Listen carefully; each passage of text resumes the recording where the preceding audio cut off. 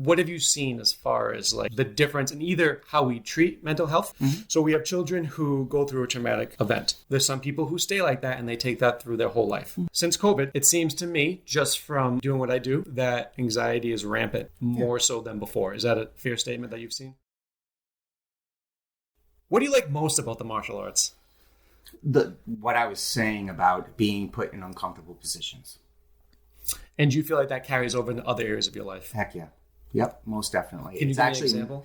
Well, I can just say that, like, just through grappling, and grappling being one of like that's what I like to do. I gravitate towards that. I don't always do really well, and it's frustrating. And when I find myself like pissed off, I get a little bit, I get fired up about trying to figure out how to make myself better instead of dwelling on, I stink, I'm never going to be great, or anything like that. And I think that's what I've learned through martial arts, even starting at 33 years old or whatever age I was when I came here. But that was the missing piece for me. That was like something, and it's also helped me, being put in uncomfortable positions has also allowed me to learn to control my reaction when things don't go my way. Our initial reaction is going to be one where we kind of get pissed, and, being pissed is usually like you're sad to some extent. Okay. You're sad because you didn't reach the goal. You're sad because you're, internally like bringing yourself down. And because you care. And because you give a crap. Yeah. So, I use that, my experiences definitely earlier on with lots of good guys that crushed me. And even some of the times I've gone and visited other martial arts or jiu-jitsu studios and getting kind of put through the ringer. Those are all learning opportunities. Honestly, if anything, it makes you more honest with yourself. Sure. We all kind of sometimes walk around a little grandiose in our ideas of what our capabilities are. And it's really healthy to kind of be knocked down sometimes a peg. I agree. So you can reevaluate. Yeah. Like even a black belt jiu-jitsu guy is going to lose. Right. Even an undefeated MMA fighter is going to lose. I mean, it's just statistically going to happen. Right. That's what happens when you put yourself in those positions. But, it's not the guys that end up becoming the Hall of Famers are the guys that are willing to take that loss and learn from it and come back and win again. It's all perspective. Yeah. So it changes your perspective. It gives you better self-confidence. And I think it gives you more resiliency in like that. You're not going to just get pushed down and stay down. I remember, I think I told the story before, but when I went to grad school, when we had our first anatomy test, I was like, I've done anatomy before in undergrad. I bombed it. Yeah. I was like, what is this? Right. And two things with that. That's the last test I ever bombed in grad school. It was my first one. You can imagine how anxious I was. Of course. Staring in the mirror in the bathroom, being like, I got to tell my parents I just flunked out of PT school in like a month and a half. Right. Mm-hmm. But a couple months later, the anatomy teacher, we were talking and he came up. He's like, I knew you were going to be fine. He didn't know me from Adam. He's like, but you're a martial artist. He's like, I knew you'd bounce back. Mm-hmm. Right. Because inherently, the bouncing back, losing a jiu-jitsu match, like whatever. I had that in me to be like, okay, let's calm this down. Let's change our plan. Yeah. And then let's go forward. Yeah. But I want to get to this idea of, life is a continuum. It's not black and white. Self-talk. Yeah. Everybody have it? Oh, yeah. Everybody's... Daily? Always. Constantly. People are either aware of it consciously or it's happening subconsciously. What should we do when we get it? All right. So I have a couple of approaches some people can have a couple of voices that, some are positive, some are negative, right? A lot of people that have anxiety like myself have more of the negative. It's just like kind of like a negative dialogue. I just tell myself that I have, my brain is like a monkey brain. It's just constantly grabbing at something. It's impulsive. It's the things that happen in my mind or that I think aren't real. They're not, I can't I can't put my hand on them. I can't see them. I can't smell them, those kinds of things. And that, it's not about what's kind of happening up here and what's going on. It's what's happening out here. So if I'm like having like, so for instance, maybe I'm really nervous about going on a podcast or something like that. And I have this is the #1 rated podcast on Dire App, just so you know. And then I have this idea that, oh, you're going to flunk or you're going to stutter or you're going to look stupid or whatever. You know, I just remind myself that it hasn't even happened. It hasn't happened. I don't know that. What's the evidence? You know, I try to be my own detective. What's the evidence to say that I'm going to bomb this, that this is going to happen? Where, you know, what's my experience doing public speaking, for instance? Have you ever bombed in public speaking? I haven't. I've been lucky. I've had some close calls, but I've been able to really do a good job with it. So then I tell myself, then there's nothing to worry about. This voice is literally just a random voice saying something. Is the self-talk, negative self-talk, and the positive self-talk just part of being human? Yes.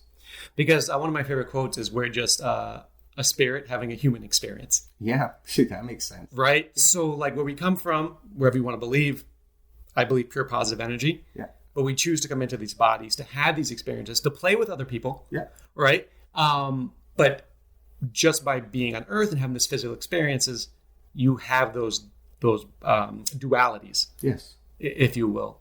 So for me, what I've been doing when you get that self-talk is just being like, that doesn't serve me. Yeah. Now listen, sometimes you try to take actions to like get rid of it. You know what I'm saying? You have your own coping mechanisms. People do different things, but like, yeah, every day you get negative self-talk. I think one of the biggest things for me with doing all the videos and stuff like that is like, I just decided, listen, if I'm having fun and I'm laughing, we're good. Yeah. It doesn't matter if anyone else is laughing. Yeah. Right? It doesn't matter if anyone's watching the podcast.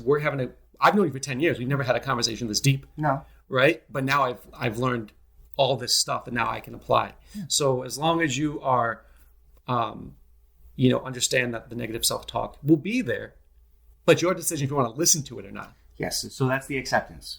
So, I teach people to accept certain things that they can't control, right? So, that helps our anxiety. So when you have that negative self-talk, you just accept the fact that it's just, or you have an intrusive thought, you accept the fact that it's an intrusive thought. Don't try to control it. You just move on. A lot of times people get really put in this position where they try to like almost argue with themselves. Like try to prove that whatever that voice is saying that's not, they're like arguing with themselves inside their head, or they're trying to intentionally force it to go away. Those things don't really work. It's like telling somebody, don't think of the word blue. And the first thing that happens is they think of the word blue. And then they try to control it, and all they do is see blue and hear blue and everything else. You have to accept it and just move on. So I'm a big believer in the law of attraction, which is like manifests like. Yeah. And one of the things that the people who teach it will say is that you want to ignore things that you don't prefer, right? Because if you pay attention to them, all that momentum of seeing blue or hearing blue or noticing blue, they'll get bigger. And then you start having momentum. Yeah. Right? So by just ignoring the self-talk, which sometimes it's easier said than done. Oh, yeah. You just kind of let it mellow out. Yeah, these things are not easy to do. These things it's all about practice. And that's, once again, goal setting and being in, being in a jiu-jitsu studio, being part of something where you're being taught how to just, number one, you have a bunch of goals. And number two, you're also being taught how to control yourself during times where things are tough. That allows you to be more resilient in those situations. When you're working towards goals, which I think is one of the most important things a child can learn to take into, and also writing them down on paper. Yeah. My mom always told me to write down my goals. As you're working towards a goal, I believe more pure positive energy flows through you so that negative self-talk gets pushed away, right? Because you're working actively on doing something that excites you. Yeah. That'd be a fair statement. Yeah.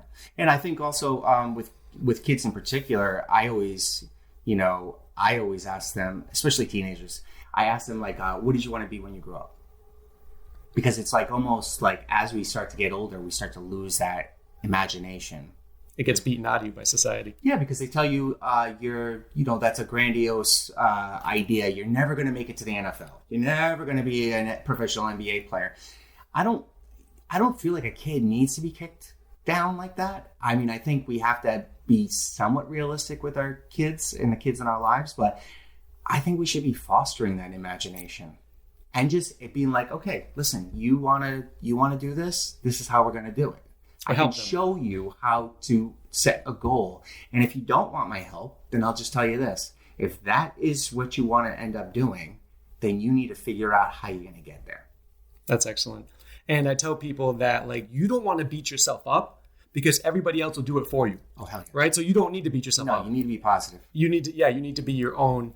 You never see a fighter go in there and thinks just tells everybody he's going to lose. Right. You shouldn't be fighting. You're going to get hurt. You're going to get hurt. And I think that's one of the things that, people have said to me, oh, you think you're like the center of attention or, like a narcissist. And it's funny, right? Because I think back to that crab analogy. Yeah. Well, so I can't be a narcissist if my life goal is helping people. Exactly. Like it's incoherent. But other people who are more successful do not knock down people who are less successful. Mm-hmm. It's only the people who are less successful trying to knock down the person who's more successful. Yeah, and people also react uncomfortably to things that they are uncomfortable with themselves about. So in other words, if they have low self-esteem and they see somebody that has a lot of self-esteem, then they start to get really, they feel irritated. They see the gap. Yeah, and listen, that happens to me sometimes. Like I'll see somebody, I don't know, somebody will be, really over the top social or an extrovert. And I'm like, attention seeking person, attention whore or something like that. But then I have to check myself and I ask myself, well, why am I reacting that way? I don't even know that person. So it'd be like introspective. Yeah. So I'm like, no, that's me. That's me being uncomfortable. Why do I feel that way when I see somebody like that? Well, because sometimes I battle with myself with self-esteem. And I wish I had that type of confidence. And that's how people inherently react to others sometimes. So if I have a conflict with somebody, sometimes what I ask myself is first of all, their reaction to what happened or with me or what I said is really them, right? Say that again. So in other words, if I say something and you're bothered by it, well, it may be that it's just you. Correct. Before I forget, I do want to get to social media in a second. Yeah. But based on that, the only time people get bothered by something is if they believe it's true. Yeah. Right? So if you call me a narcissist, I don't believe that's true. You can call me that. You know what I'm saying? But if you were like Mark, like you really are now sucking as a teacher, I'd be like, oh my God, like. Yeah, that'll hurt you. That'll hurt me. Because you really give a crap. Because I give a crap, right? And one of the things I've heard, if someone called you up on the phone, and I believe this is a Bashar teaching, if someone called you up on the phone, or it might be Abraham Hicks, one or the other, and they were like, you don't know them, but you're like, hey, I'm never going to call you again, and hung up, you would be like, okay, it doesn't affect you. Yeah. But if your wife called you on the phone and was like, hey, I'm never talking to you again, that would affect you. It's the same thing because you care. And that's what it goes back to, right? Mm-hmm. But let's just talk about social media. Yeah. How that has changed society. A couple of things just from what I see. People are addicted to the dopamine. I get that. You're not living your life because now you're just posting for likes, right? And you're doing things just for social media, which sometimes could be good. Maybe you're traveling and doing things. But I look at some people who post multiple times a day. Like, how are you posting that? Like, what are you creating? What are you chasing? What excellence are you chasing? Right? Because things are going to change. Yeah. You can't keep making videos all the time. Now, I know for some people it's a job. I get that. Mm-hmm. But I don't think we are sitting down enough, myself included, thinking about life, thinking about our goals. It's like, oh, how many likes did this get? Yeah, so I don't really buy too much into the dopamine piece as much as I think of it's escapism. It's people feel uncomfortable these days and are easily bored. We're constantly inundated with something every 5 minutes. When's the last? I'm sure you drive around sometimes with the radio off, but a lot of people don't. It's always Bon Jovi. Yeah. A lot of people don't. I got rid of, I deleted Instagram a couple of days ago for the same reason. I was like, man, I'm just, what is there, 168 hours in a week or something? And I'm only working so many, and then I only sleep so many. And I'm like, what the heck am I doing with the rest of my life? Like a time study. Yeah. I'm like, what the heck is going on here? So that was just something easy to do. Because what I would find is as soon as I was bored, like patient didn't show up and I'm just on Instagram. Yeah. I wake up in the morning, I'm on Instagram. I go to bed and going to bed, I'm on Instagram. I'm like, what the heck am I on Instagram for? Who cares? Right. All I end up doing is buying stuff. I got some of those thinking ads get me buying so many things. Or you're inundated with these images that are unrealistic. People, perfectionism. Yeah, and the filters? Filters, yeah. Like, that's pretty crazy to me. I didn't realize that those filters did so much. But yeah, once again, so we're changing this idea of what a person is, what success is, and what beauty is all at the same time. Which is unattainable. Way unattainable. Which makes that gap huge because we're looking at unrealistic expectations. And then you got kids doing the same thing. They think that young girls thinking that they have to be a certain body image or body type. And it plays into all of that. And that's just a very, especially with teens, it's a really sensitive subject because they're already in a position where they're supposed to feel like out of place. And now they're more. And now they're way out. And they're just exposed to way more than, listen, if I was a 12-year-old boy, I wouldn't be leaving my room. Yeah. Right. I mean, there's a hypersexualization, definitely, especially with younger people these days. So society is kind of like, especially with young women, they're sexualized earlier. So are young men, and they're put in media and they're put on Instagram and everywhere else, and it just changes kind of that dynamic between what's a child and what's an adult. Yes, and it's very unhealthy. Tell me about that though. Like, so what is it going to be like? Because like. I had to learn stuff from, friends, or like I didn't have the internet to be like, right? Yeah. And it was later. Yeah. How does this play out, in your opinion? I think people grow more and more impatient. They're not willing to put in the work towards things that require work and hard work and discipline. Instant gratification. They all want instant gratification. And what I see in medicine is that that's where we're at. And everybody wants a quick fix. I don't care, if somebody told you that you could have like a pill that would make you, 6 inches taller, or, whatever. Are you saying that because I'm short? No, or 40 pounds, heavier, more muscular, things like that. People will take it. Yeah. I go home last night. I'm having dinner with my dad. And he's like, Mom wants to try these weight loss pills that she saw. And I look at him. He looks at me. And she was taking the prestige supplements that I use. I've been way more fit on these supplements than my whole life. And she's like, they don't work. And my dad looks at her. He goes, you still have to exercise and eat right. And she's like, how much exercise? And this is my mom. I change people's lives, but she just wants to take a pill to solve it. Of course. And listen, if there was a pill, that's a human nature. If that was a pill that could do that, everybody on that pill. Of course. But that's an instant gratification. She's like, but even in that case where you take a pill and you lose weight, you're not healthy.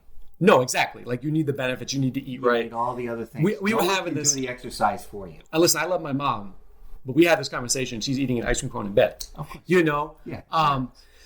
But one of the last things I want to ask you, ADHD. Yeah. So personal story.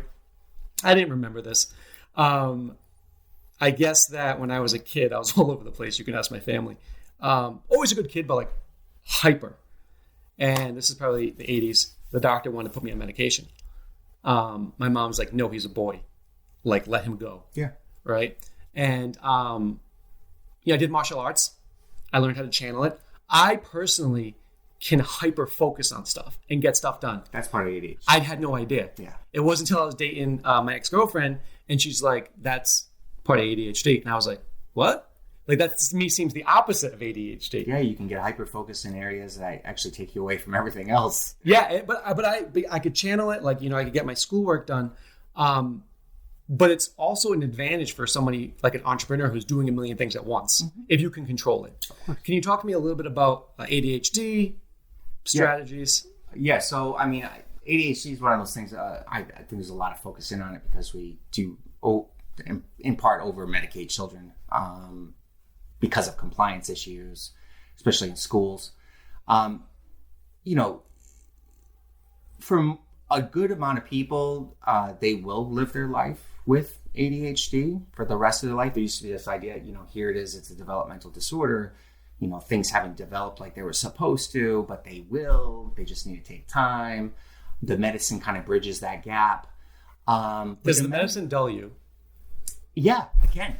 Some of the things I get, the biggest complaints I get from kids, more so teenagers because they're a little bit more insightful, is that I feel dull.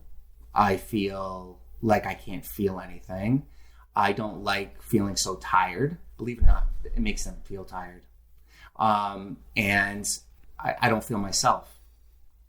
And in those cases, I'm like, okay, well, then let's get off medication and let's figure out a way to make it work so you can be successful, with your academics. A lot of the things that we do with children with ADHD is that we require them to be on meds and to fit in a box that they're not supposed to fit in. The truth of the matter is that every kid is different, and we should not go along with this idea that you're supposed to sit and learn this, through a didactic lesson, just sitting in your seat.